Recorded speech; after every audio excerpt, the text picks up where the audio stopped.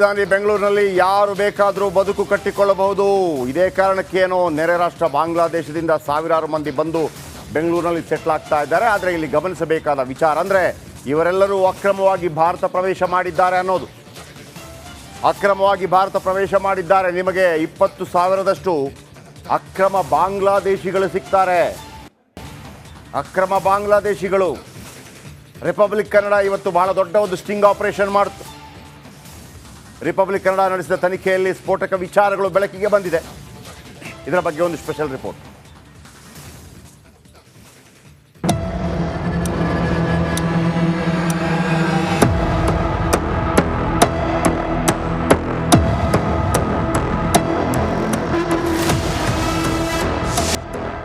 ರಾತ್ರಿ 11 ಗಂಟೆ ನಂತರ ಬೆಂಗಳೂರಿನ ಬಾಣಸ್ವಾಡಿ, ಹೆಣ್ಣೂರು, ರಾಮಮೂರ್ತಿ ನಗರ, ಕೆಆರ್ ಪುರಂ, ಬೆಳ್ಳಂದೂರು ಭಾಗಕ್ಕೆ ಹೋಗಿ ನೋಡಿ. 3 ಚಕ್ರದ ಸೈಕಲ್ ಅನ್ನ ತುಳಿದುಕೊಂಡು ಪ್ಲಾಸ್ಟಿಕ್, ಪೇಪರ್ ಮೊದಲಾದ ಕಸ ಆಯೋರನ್ನ ನೋಡ್ತೀರಾ. ಮುಂಜಾನೆ 3-4 ಗಂಟೆವರೆಗೂ ಇವರು ಇದೇ ಕೆಲಸವನ್ನ ಮಾಡ್ತಾ ಇರ್ತಾರೆ. ಆದ್ರೆ ಬೆಳಕು ಹರಿದ ಬಳಿಕ ಇವರಲ್ಲೇ ಕೆಲವರು ಬಿಬಿಎಂಪಿ ಕಸದ ಗಾಡಿಯಲ್ಲೋ ಕೆಲಸವನ್ನ ಮಾಡ್ತಾರಂತೆ.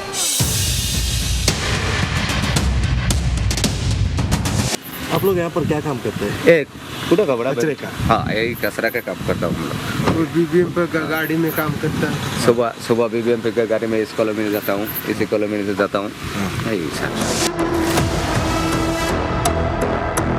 ಅಂದಾಗೆ ಹೀಗೆ ಕಸ ಆಯುವ ಇವರಲ್ಲಿ ಬಹುತೇಕರು ನಮ್ಮ ದೇಶದವರು ಅಲ್ವೇ ಅಲ್ಲ.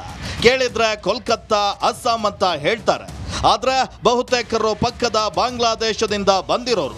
ಪಶ್ಚಿಮ ಬಂಗಾಳ, ಅಸ್ಸಾಂ ರಾಜ್ಯದ ಗಡಿ ಭಾಗಗಳ ಮೂಲಕ ಅಕ್ರಮವಾಗಿ ಭಾರತಕ್ಕೆ ಎಂಟ್ರಿಯಾಗಿ ಅಲ್ಲಿಂದ ಬೆಂಗಳೂರಿಗೆ ಬಂದಿರೋರು. ಹೀಗೆ ಕಸ ಆಯುತ್ತಾ ಸುತ್ತಾಡ್ತಿದ್ದವರನ್ನ ರಿಪಬ್ಲಿಕ್ ಕನ್ನಡ ಮಾತನಾಡಿಸಿದಾಗ ಸ್ಫೋಟಕ ವಿಚಾರಗಳು ಬಹಿರಂಗಗೊಂಡಿವೆ.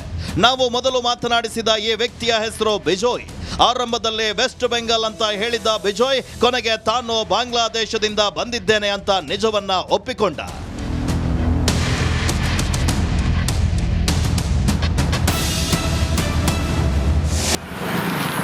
नाम क्या? विजय। विजय। कहाँ से? कलकत्ता से। कलकत्ता। सच बोल। कलकत्ता। सच बोल रहा है। बांग्लादेश में। बांग्लादेश में किधर?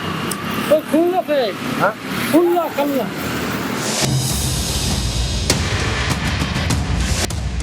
ನಾವು ಮಾತನಾಡಿಸಿದ ಇನ್ನೊಬ್ಬ ವ್ಯಕ್ತಿಯ ಹೆಸರು ಮೊಹಮ್ಮದ್ ಲುಕ್ಮಾನ್. ಈತ ಬಾಂಗ್ಲಾದೇಶದ ಕುಲ್ನಾ ಜಿಲ್ಲೆಯವನಂತೆ. ಲಾಕ್ಡೌನ್ ಆಗೋಕೆ ಮುಂಚೆನೆ ಬೆಂಗಳೂರಿಗೆ ಬಂದಿದ್ದೆ ಅಂತ ತನ್ನ ಕಥೆಯನ್ನ ಹೇಳ್ಕೊಂಡ.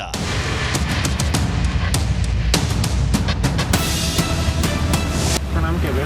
मेरा नाम लुकमान। लुकमान है, मोहम्मद लुकमान है। कहाँ से हैं आप? हम बांग्लादेश से। किधर बांग्लादेश? बांग्लादेश का। बांग्लादेश। बांग्लादेश खुलना जिला का है। खुलना जिला। खुलना जिला। हाँ जी, खुलना बागेरहाट जिला है।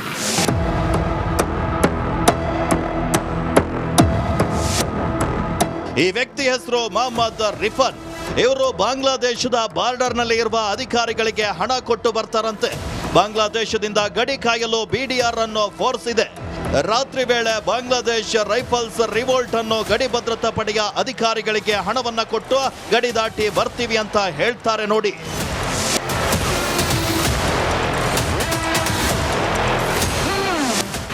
आपके साथ कितने लोग आए? मेरे साथ मैं तो 3-4 लोग आया शायद। पहला दिल्ली में आया, उधर से इधर आया। वो बॉर्डर कैसे क्रॉस करते हैं आप लोग? और कोई पासपोर्ट भी आता है, कोई ब्लैक में आता है। ब्लैक में कैसे? पैसा बीडीआर है ना, उसको पैसा देना पड़ेगा। किसको? बीडीआर को। बीडीआर नहीं? आर्मी बीडीआर देता है। हाँ, हाँ, उसको कितना पैसा? कितना वो गरीब आदमी हम लोग पेट के लिए आया इधर। 2-4 हज़ार रुपये देना देता हूँ, छोड़ देता है। ಈತ ಮತ್ತೋರ್ವ ಅಕ್ರಮ ಬಾಂಗ್ಲಾದೇಶ ನುಸುಳುಕೋರ. ಹೆಸರು ಅಲಂ. ತಾನು 5,000 ರೂಪಾಯಿ ಹಣ ಕೊಟ್ಟು ಬಾಂಗ್ಲಾದೇಶದಿಂದ ಅಕ್ರಮವಾಗಿ ಭಾರತಕ್ಕೆ ಬಂದಿದ್ದು ಅಂತ ಹೇಳ್ಕೊಂಡ. उसका नाम क्या? अलाम है। कहाँ से है? वो बांग्लादेशी के सर। बांग्लादेश।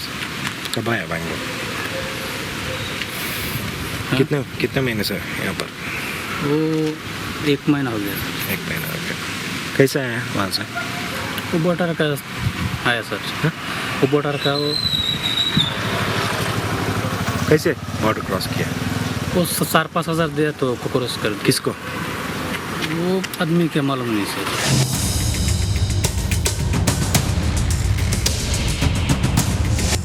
ಈತನ ಹೆಸರು ಮೊಹಮ್ಮದ್ ಹಫೀಜುಲ್ಲಾ.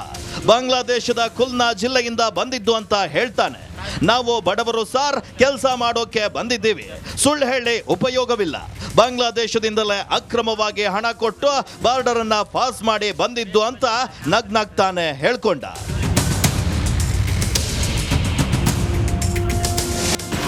नाम क्या है भाई आपका? मोहम्मद हफीजुल, कहाँ से है? बांग्लादेश का सर। झूठ बोल के आपसे कोई फायदा नहीं, हम गरीब आदमी है, शायद पेट की वजह से काम करके खाते सर, चोरी नहीं करते सर। बांग्लादेश में किधर? वो खुन्ना जिला। खुन्ना जिला। कैसे आए वहाँ से? वो हम तो लेके आता है ना दूसरे के आदमी से, थोड़ा बहुत पैसा दे तो लेके आता सर। कितना पैसा? वो 5-6 हज़ार लेता है। एक पर्सन का? हाँ। वो किसको देता है? वो मालूम नहीं किसको देता नहीं देता, हमारे को मालूम कैसे, जैसे आप पूछे हम सच बता दिए आपको। ಒಂದ್ ದೇಶದಿಂದ ಇನ್ನೊಂದು ದೇಶಕ್ಕೆ ಹೋಗ್ಬೇಕಂದ್ರೆ ಅದೆಷ್ಟೋ ಕಾನೂನು ಪ್ರಕ್ರಿಯೆಗಳು ಇರ್ತವೆ. ಆದ್ರೆ ಬಾಂಗ್ಲಾದೇಶದಿಂದ ಭಾರತಕ್ಕೆ ಬರೋರು ಮಾತ್ರ ಈ ಎಲ್ಲ ಕಾನೂನನ್ನ ಉಲ್ಲಂಘನೆ ಮಾಡಿ ಅಕ್ರಮವಾಗಿ ಪ್ರವೇಶವನ್ನ ಮಾಡ್ತಾರೆ. ಈ ಬಗ್ಗೆ ಅವರನ್ನ ಪ್ರಶ್ನಿಸಿದ್ರೆ ಹಣ ಕೊಟ್ಟು ಬಂದಿದ್ದಾಗಿ ಹೇಳ್ತಾರೆ. ಇದೇ ನೋಡಿ ನಮ್ಮ ದೇಶದ ದುರಂತ. ಹಣ ಕೊಟ್ರೆ ಏನ್ ಬೇಕಾದ್ರೂ ಆಗುತ್ತೆ ಅನ್ನೋದಕ್ಕೆ ಇದೊಂದು ಸ್ಪಷ್ಟ ನಿದರ್ಶನ. ಇದನ್ನ ಕಂಟ್ರೋಲ್ ಮಾಡದೆ ಇದ್ದಿದ್ದಲ್ಲೇ ಮುಂದಿನ ದಿನಗಳಲ್ಲಿ ಬೆಂಗಳೂರು ಸೇರಿದಂತೆ ರಾಜ್ಯದಲ್ಲಿ ಅಕ್ರಮ ಬಾಂಗ್ಲಾದೇಶ ನುಸುಳುಕೋರರ ಸಂಖ್ಯೆಗೆ ಹೆಚ್ಚಾಗಿರುತ್ತೆ.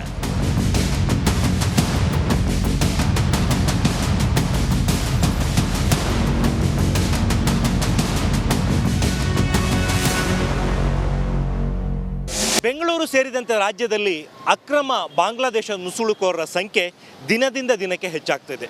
ಇದೇ ರೀತಿ ಮುಂದುವರೆದಲ್ಲಿ ಮುಂದೊಂದು ದಿನ ರಾಜ್ಯದಲ್ಲಿ ಮತ್ತು ಬೆಂಗಳೂರಿನಲ್ಲಿ ಅಕ್ರಮ ಬಾಂಗ್ಲಾದೇಶ ನುಸುಳುಕೋರರೇ ಹೆಚ್ಚಾಗಿರ್ತಾರೆ. ಇದಕ್ಕೆ ಕಡಿವಾಣ ಹಾಕುವಂಥ ನಿಟ್ಟಿನಲ್ಲಿ ಸರ್ಕಾರದ ಸಂಬಂಧಪಟ್ಟಂತಹ ಇಲಾಖೆಗಳು ಸೂಕ್ತ ರೀತಿಯ ಕ್ರಮವನ್ನು ಜರುಗಿಸಬೇಕಾಗಿದೆ. ಕ್ಯಾಮ್ರಾ ಪರ್ಸನ್ ಮಂಜುನಾಥ್ ಜೊತೆಗೆ ಸುನಿಲ್ ಧರ್ಮಸ್ಥಳ, ರಿಪಬ್ಲಿಕ್ ಕನ್ನಡ, ಬೆಂಗಳೂರು. ಇದರ ಮುಂದುವರಿದ ಭಾಗವಾಗಿ ರಾತ್ರಿ 9 ಗಂಟೆಗೆ ಕರ್ನಾಟಕ ಪ್ರೈಮ್ ಟೈಮ್ನಲ್ಲಿ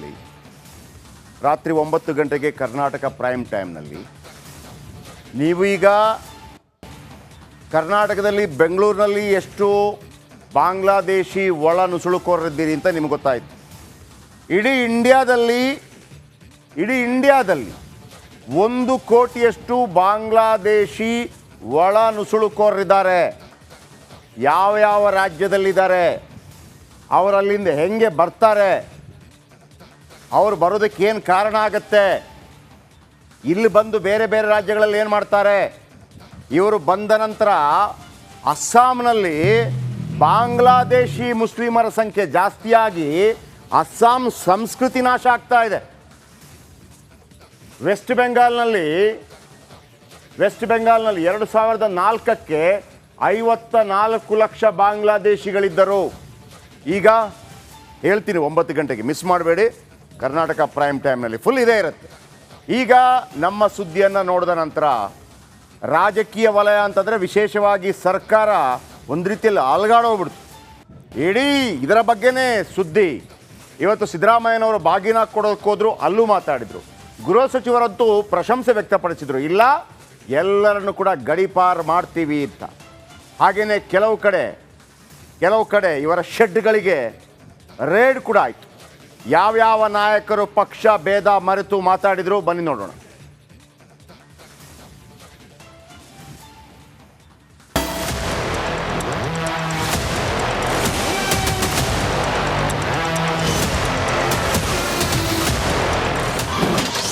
ಬೆಂಗಳೂರಲ್ಲಿ ಅಕ್ರಮ ಬಾಂಗ್ಲಾದೇಶಿ ಪ್ರಜೆಗಳು. ಸುದ್ದಿಯಲ್ಲೇ ನಾವೇ ಫಾಸ್ಟ್. ರಿಪಬ್ಲಿಕ್ ಕನ್ನಡ ವರದಿ ಸೂಪರ್ ಇಂಪ್ಯಾಕ್ಟ್. ಆಪತ್ನಲ್ಲಿ ಒಡ್ಡುವಂಥ ಒಂದು ವಿಚಾರವನ್ನು ಸ್ಟಿಂಗ್ ಆಪರೇಷನ್ ಮುಖಾಂತರ ರಿಪಬ್ಲಿಕ್ ಟಿವಿ ಮಾಡಿದೆ. ಅವರಿಗೆ ಅಭಿನಂದನೆ ಸಲ್ಲಿಸ್ತೀನಿ. ಬೆಂಗಳೂರಲ್ಲಿ ಬಾಂಗ್ಲಾದೇಶ ಅಕ್ರಮ ನುಸುಳುಕೋರರ ವಾಸ್ತವ್ಯದ ಬಗ್ಗೆ ನಿಮ್ಮ ರಿಪಬ್ಲಿಕನ್ ವರದಿ ಮಾಡಿತ್ತು. ನೆರೆ ರಾಷ್ಟ್ರ ಬಾಂಗ್ಲಾದೇಶದಿಂದ ಸಾವಿರಾರು ಮಂದಿ ಕಾನೂನು ಬಾಹಿರವಾಗಿ ಬಂದು ಬೆಂಗಳೂರಿನಲ್ಲಿ ನೆಲೆಸಿದ್ದಾರೆ. ಈ ಬಗ್ಗೆ ರಿಪಬ್ಲಿಕನ್ ಸ್ಟಿಂಗ್ ಆಪರೇಷನ್ ನಲ್ಲಿ ಸ್ಫೋಟಕ ವಿಚಾರಗಳು ಬೆಳಕಿಗೆ ಬಂದಿದೆ. नाम क्या है भाई आपका? मोहम्मद हफीजुल, कहाँ से आया? बांग्लादेश का सर. झूठ बोल के आपसे कोई फायदा नहीं, हम गरीब आदमी है. शायद पेट की वजह से है, काम करके खाते सर, चोरी नहीं करते सर. बांग्लादेश में किधर? वो खुन्ना जिला. खुन्ना जिला. कैसे आए वहाँ से? वो हम तो लेके आता है ना दूसरे एक आदमी से, थोड़ा बहुत पैसा दो तो लेके आता सर. कितना पैसा?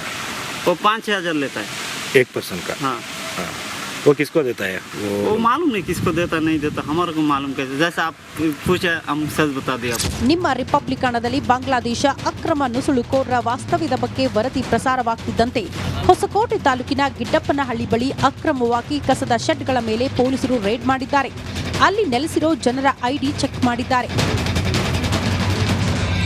ಸಿಂಗಾಪರೇಷನ್ ಮಾಡಿ ಬೆಳಗ್ಗೆಯಿಂದಲೂ ಕೂಡ ಸುದ್ದಿ ಬಿತ್ತರಾಗ್ತಾ ಇದೆ. ಸೂಳುಬೆಲೆ ಪೊಲೀಸರು ಈ ಒಂದು ಅಕ್ರಮವಾಗಿ ಕಸವನ್ನ ಏನು ಡಂಪಿಂಗ್ ಮಾಡ್ಕೊಂಡು ವಾಸ ಮಾಡ್ತಾ ಇದ್ದಾರೆ ಅದ್ರ ಮೇಲೆ ರೈಡ್ ಮಾಡಿದ್ದಾರೆ.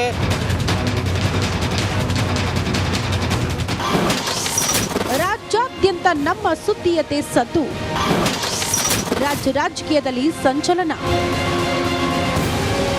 ಈ ಸುದ್ದಿ ಬ್ರೇಕ್ ಆದ 1 ಗಂಟೆಯೊಳಗಡೆ ಸಿಎಂ ಹೋಮ್ ಮಿನಿಸ್ಟರ್ ಗಮನಕ್ಕೆ ಬಂದಿದೆ. ಅಲ್ಲದೆ ಈ ಬಗ್ಗೆ ಕ್ರಮ ಕೈಗೊಳ್ಳೋದಾಗಿ ಹೇಳಿದ್ದಾರೆ. ರೇಷನ್ ಕಾರ್ಡ್ ಇದೆ, ಎಲ್ಲವೂ ಕೂಡ ಇದೆ ಸರ್, ಅದಕ್ಕೋಸ್ಕರ ಸರ್ ಈಗ ಅಲ್ಲಿ ಇದ್ದಾರೆ ಸರ್, ಬೆಂಗಳೂರಲ್ಲಿ ಇದ್ದಾರೆ ಸರ್, ಸುಮಾರು ಜನ ಇದ್ದಾರೆ ಸರ್.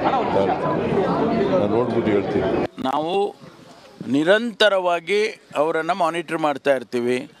ಅಕ್ರಮವಾಗಿ ಬಂದಿದ್ದಾರೆ ಅಂತ ನಮ್ಗೆ ಗೊತ್ತಾದ ತಕ್ಷಣ ಅವ್ರನ್ನ ಅರೆಸ್ಟ್ ಮಾಡಿ ಅವರಿಗೆ ಡಿಪೋರ್ಟ್ ಮಾಡ್ತೀವಿ.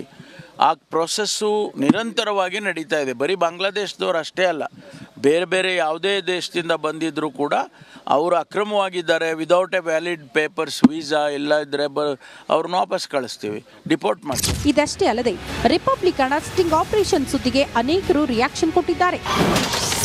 ದೇಶದ ಭದ್ರತೆಗೆ ಅಪಾಯ. ದೇಶದ ಭದ್ರತೆಗೆ ಆಘಾತ ಮತ್ತು ಬೆಂಗಳೂರಿನ ಭದ್ರತೆಗೂ ದೊಡ್ಡ ಆಘಾತವನ್ನು ತರ್ತೈತೆ. ಅದರಿಂದ ಸರ್ಕಾರ ಕೂಡಲೇ ಹೋಮ್ ಮಿನಿಸ್ಟ್ರು ಇದ್ರ ಬಗ್ಗೆ ಒಂದು ತನಿಖಾ ತಂಡವನ್ನು ಮಾಡಿ ಎಲ್ಲೆಲ್ಲಿದ್ದಾರೆ, ಏನೇನು ಮಾಡ್ತಾರೆ ಕೆಲಸ, ಇದೆಲ್ಲನೂ ಕೂಡ ಒಂದು ಸರಿ ಜನಗಳ ಮುಂದೆ ಇಡಬೇಕು ಮತ್ತು ಸರ್ಕಾರ ಪೊಲೀಸ್ ಇಲಾಖೆ ಅವ್ರನ್ನ ಗಡೀಪಾರು ಮಾಡಬೇಕು. ಭಾರತದ ಸುರಕ್ಷತೆಗೆ ಆಪತ್ತು. ಕನ್ನಡಿಗರಿಗೆ ತೊಂದರೆ ಆಗುತ್ತಿರುವಂಥ ಮತ್ತು ಭಾರತದ ಕರ್ನಾಟಕದ ಸುರಕ್ಷತೆಯ ಆಪತ್ತಿನಲ್ಲಿ ಒಡ್ಡುವಂಥ ಒಂದು ವಿಚಾರವನ್ನು ಸ್ಟಿಂಗ್ ಆಪರೇಷನ್ ಮುಖಾಂತರ ಸರ್ಕಾರಕ್ಕೆ ಜಾಗೃತಿ ಮಾಡುವಂಥದ್ದು, ಹೋಮ್ ಮಿನಿಸ್ಟ್ರಿಗೆ ಜಾಗೃತಿ ಮಾಡುವಂಥದ್ದು, ಕೇಂದ್ರ ಮತ್ತು ರಾಜ್ಯ ಸರ್ಕಾರಕ್ಕೆ ಮಾಡುವಂಥ ಕೆಲಸವನ್ನು ರಿಪಬ್ಲಿಕ್ ಟಿವಿ ಮಾಡಿದೆ. ಅವರಿಗೆ ಅಭಿನಂದನೆ ಸಲ್ಲಿಸ್ತೇನೆ. ಶೀಘ್ರ ಕ್ರಮ ಕೈಗೊಳ್ಳಿ. ಈ ಅಕ್ರಮವಾಗಿರುವಂಥ ವಾಸಿಗಳು ಬಾಂಗ್ಲಾದೇಶವರು ಸೇರಿದಂತೆ ಬೇರೆ ಬೇರೆ ದೇಶದವರು ಯಾರಿದ್ದಾರೆ ಅವ್ರ ಮೇಲೆ ತಕ್ಷಣ ನಿಗಾ ವಹಿಸ್ತಿದ್ರೆ ಮತ್ತಷ್ಟು ಅನಾಹುತ ಆಗುವಂಥ ಅಪಾಯ ಇದೆ. ಇದರ ಮೊದಲು ಜಾಗ್ರತೆ ಮಾಡಬೇಕು ಅಂತ ಒತ್ತಾಯ ಮಾಡ್ತಾ ಇದ್ದೇನೆ. ಆದ ಕಾರಣ ಅದನ್ನು ಪ್ರಚಾರಪಡಿಸಿದ್ದಕ್ಕೆ ಅಭಿನಂದನೆಗಳು. ಗಡಿಯಲ್ಲಿ ಕಟ್ಟೆಚ್ಚರ ವಹಿಸಿ. ನಾನು ಗಡಿಯಲ್ಲಿ ಭದ್ರತೆ ಬಗ್ಗೆ ನಾನು ಮಾತನಾಡಲಿಕ್ಕೆ ಹೋಗೋದಿಲ್ಲ. ಗಡಿ ಭದ್ರತೆ ಇದೆ, ಅದೇ ವಲಸಿಗರು ಏನು ಬರ್ತಾ ಇದ್ದಾರೆ ಅದನ್ನು ತಡಿಬೇಕಾಗಿರ್ತಕ್ಕಂಥದ್ದು ಕೇಂದ್ರದ ಕರ್ತವ್ಯ. ಅಕ್ರಮವಾಗಿ ದೇಶದ ಒಳಗಡೆ ಬರ್ತಾ ಇದ್ದಾರೆ, ಅದನ್ನು ಕಣ್ಗಾವಲನ್ನು ಇಟ್ಟು ನೋಡ್ಕೋಬೇಕಾಗಿರ್ತಕ್ಕಂಥದ್ದು ಅವರ ಕರ್ತವ್ಯ. ನುಸುಳುಕೋರರು ದೇಶದ್ರೋಹಿಗಳು. ಆ ಬಾಂಗ್ಲಾ ನುಸುಳುಕೋರರು ಏನಿದ್ದರೂ ಕೂಡ ದೇಶದ್ರೋಹಿಗಳೇ. ಇಲ್ಲಿ ಬಂದು ಇಲ್ಲೇ ದೇಶವನ್ನು ಹಾಳು ಮಾಡಬೇಕು ಅನ್ನೋಂಥ ದೇಶದಲ್ಲಿ ನಡೀತಾ ಇರೋಂಥ ಸಂದರ್ಭ ಬೆಂಗಳೂರಿನಲ್ಲಿ ದೊಡ್ಡ ಸಂಖ್ಯೆಯಲ್ಲಿ ಬಂದಿದೆ ಅನ್ನೋಂಥ ಅಂಶವನ್ನು ನಾನಿವತ್ತು ರಿಪಬ್ಲಿಕ್ ಟಿವಿ ಮುಖಾಂತರನೇ ನನಗೂ ಗೊತ್ತಾಗಿತ್ತು. ಅದಕ್ಕೋಸ್ಕರ ಮಾನ್ಯ ಗೃಹ ಮಂತ್ರಿಗಳು, ಮುಖ್ಯಮಂತ್ರಿಗಳು ತಕ್ಷಣ ಆ ಕಡೆ ಗಮನ ಕೊಡಬೇಕು. ವಲಸಿಗರಿಂದ ಶಾಂತಿ ಭಂಗ. ಕೆಲವು ಕಡೆ ಬೆಂಕಿ ಹಚ್ಚೋದು ಅಥವಾ ಈ ರೀತಿಯ ಗಲಾಟೆಗಳನ್ನು ಮಾಡೋದು, ಶಾಂತಿ ಭಂಗ ತರುವಂಥ ವ್ಯವಸ್ಥೆ ಅಥವಾ ಕಳ್ಳತನ, ದೊರಡೆ ಇದರಲ್ಲೆಲ್ಲ ಅವರು ಭಾಗಿಯಾಗಿರೋದು ಗೊತ್ತಿರುವಂಥ ವಿಷಯ. ಮುಂದೆ ಬರ್ತಾ ಇದೆ, ಇನ್ನೂ ಸಹ ಎಕ್ಸ್ಪೋಸ್ ಆಗ್ತಾ ಇದೆ. ನಿಮ್ಮ ಟಿ ವಿ ರಿಪಬ್ಲಿಕ್ ಕನ್ನಡದಿಂದ ಅದನ್ನು ಎಕ್ಸ್ಪೋಸ್ ಮಾಡಿದ್ರಿ. ಪೊಲೀಸ್ ಡಿಪಾರ್ಟ್ಮೆಂಟ್ ಈಗಲ್ಲಾದರೂ ಎಚ್ಚೆತ್ತುಕೊಳ್ಬೇಕಾದಂಥ ಅವಶ್ಯಕತೆ ಖಂಡಿತ ಇದೆ. 4 ವರ್ಷ ಹಿಂದೆ ನಾನು ಪೊಲೀಸ್ ಆಯುಕ್ತನಾಗಿರುವಾಗ IIM ಅಲ್ಲಿ ಒಂದು ಕಾರ್ಯಕ್ರಮದಲ್ಲಿ ನಾನು ಬಹಿರಂಗವಾಗಿ ಹೇಳಿದ್ದೆ, ಬೆಂಗಳೂರು ಸಿಟಿ ಒಳಗೆ 3 ಲಕ್ಷ ಜನ ಬಾಂಗ್ಲಾದೇಶಿಗಳು ಇರ್ಬೋದು ಅಂತ. ಮತ್ತು ಅದನ್ನು ನೋಡಿ ನಮ್ಮ ಅಂದಿನ ಗೃಹ ಸಚಿವರು ಬಸವರಾಜ ಬೊಮ್ಮಾಯಿಯವರು ಹೇಳಿದ್ರು, ಒಂದು ಕಾರ್ಯಾಚರಣೆ ನಾವು ನಡೆಸಬೇಕು ಅಂತ. BBMP ಕಸ ಎತ್ತೋ ಕೆಲಸ ಭಾಳ ಜನ ಮಾಡ್ತಾರೆ. ಒಂದು ದಿನ ನೋಡಿ ನೀವು ವಿಧಾನಸೌಧ ಒಳಗೆ ಕಾಂಟ್ರಾಕ್ಟ್ ತಗೊಳ್ಳೋಕ್ಕೆ ಬಾಂಗ್ಲಾದೇಶಿಗಳು ಬರ್ತಾರೆ. ಇವ್ರಿಗೆ ಕೂಡ ಕೊಟ್ಟಿದ್ದೀವಿ. ಈಗ ಠಾಣಾ ಮಟ್ಟದಲ್ಲಿ ನಾವು ಅವ್ರಿಗೆ ಎಲ್ಲರಿಗೂ ಕೂಡ ಇದರ ಬಗ್ಗೆ ಸೆನ್ಸಿಟೈಸ್ ಮಾಡಿದ್ದೇವೆ. ಹಾಗಾಗಿ ಯಾರೇ ಒಬ್ಬರು ಅವರು ನಮ್ಮ ದೇಶದವರಲ್ಲ, ಭಾರತ ದೇಶದವರಲ್ಲ ಅಂತ ಗೊತ್ತಾಗಿದ ತಕ್ಷಣ ಅವ್ರನ್ನ ವೆರಿಫೈ ಮಾಡಿ ಅವರನ್ನು ಚೆಕ್ ಮಾಡ್ತಕ್ಕಂಥ ಒಂದು ನ್ಯಾಚುರಲ್ ಪ್ರಕ್ರಿಯೆಗೆ ನಾವು ಒತ್ತು ಕೊಟ್ಟಿದ್ದೇವೆ ಠಾಣಾ ಮಟ್ಟದಲ್ಲಿ. ಅಕ್ರಮ ಬಾಂಗ್ಲಾದೇಶಿಗರ ನುಸುಳುವಿಕೆ ಬಗ್ಗೆ ರಿಪಬ್ಲಿಕನ್ ಸ್ಟಿಂಗ್ ವಿಚಾರ ಈಗ ದೇಶದಾದ್ಯಂತ ಸುದ್ದಿಯಾಗಿದ್ದು, ಈಗಲಾದರೂ ರಾಜ್ಯ ಸರ್ಕಾರ ಈ ವಲಸಿಗರ ಬಗ್ಗೆ ಕಠಿಣ ಕ್ರಮ ಕೈಗೊಳ್ಳಬೇಕಾಗಿದೆ. ಇಲ್ಲದಿದ್ದರೆ ಅಪಾಯ ಕಟ್ಟಿಟ್ಟ ಬುತ್ತಿ. Bureau report, republic Kannada.